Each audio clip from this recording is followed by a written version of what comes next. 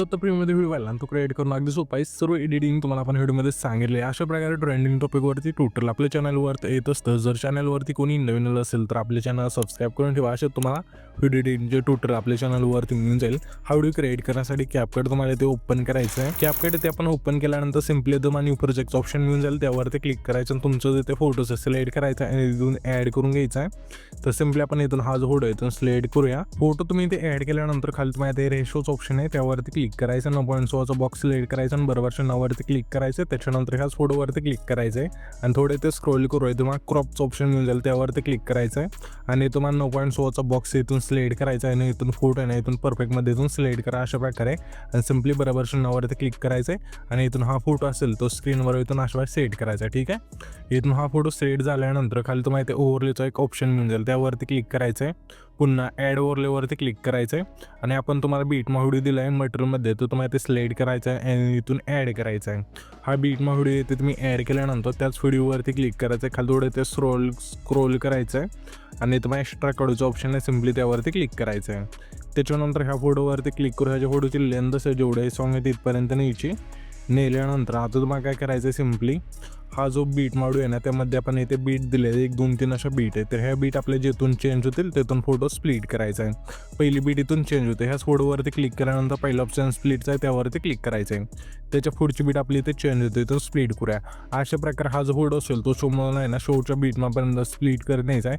Photo split केल्यानंतर हा जो बीटमा व्हिडिओ असेल ना त्यावरती क्लिक करायचं. खाली थोडं ते स्क्रोल करायचं आहे आणि रिप्लेसच्या ऑप्शनवरती क्लिक करू. आपण तुम्हाला एक PNG दिलं आहे. सिम्पली पहिले PNGतून ॲड करायचं हे.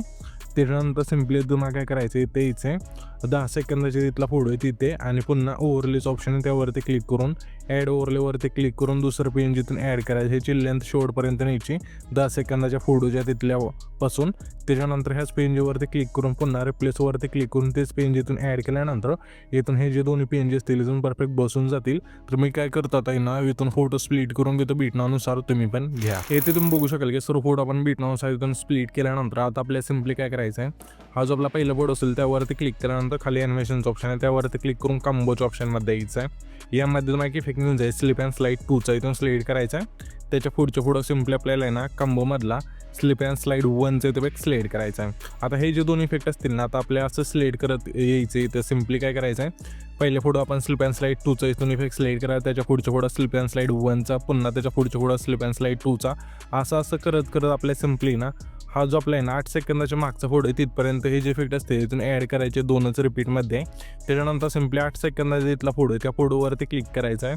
ॲनिमेशनचं ऑप्शन आहे खाली त्यावरती क्लिक करून कॉम्बोमध्ये यायचं. यामध्ये मग इफेक्ट मिळून जाईल पॉपिंग कॅन्डी. हा जो व्हिडिओ असेल तिथून सिलेक्ट करायचा आहे आणि बरोबर चिन्हावरती क्लिक करायचं आहे. त्याच्या पुढच्या फोटो सिम्पली कॉम्बोमधला झूम 1चा जो व्हिडिओ असेल तिथून सिलेक्ट करायचा आहे. पुन्हा आपल्याला त्याच्या पुढच्या फोटो सिम्पली इनमधला पेंडिंगचा जो व्हिडिओ असेल तिथून सिलेक्ट करायचा आहे. पुन्हा आपल्याला त्याच्या पुढच्या फोटो सिम्पली इनमधला ऊसचा जो व्हिडिओ असेल तिथून सिलेक्ट करायचा आहे. पुन्हा आपल्याला त्याच्या पुढचा फोटो आहे त्या फोटो सिम्पली इनमधला क्रॉस सेकचा जो व्हिडिओ असेल तिथून सिलेक्ट करायचा आहे. पुन्हा आपल्याला त्याच्या पुढचा फोटो आहे ना त्या फोटो सिम्पली इनमधला ड्रॉप डाऊनचा जो व्हिडिओ असेल तिथून सिलेक्ट करायचा आहे. पुन्हा आपल्या त्याच्या पुढच्या फोटो सिम्पली इनमधला अनफोल्ड जो फेड असेल तो सिलेक्ट करून बरोबर चिन्हावरती क्लिक करायचं आहे. येथून हे सर्व फोटोला इफेक्ट दिल्यानंतर सिम्पली पहिली एन्जुट यायचं आहे.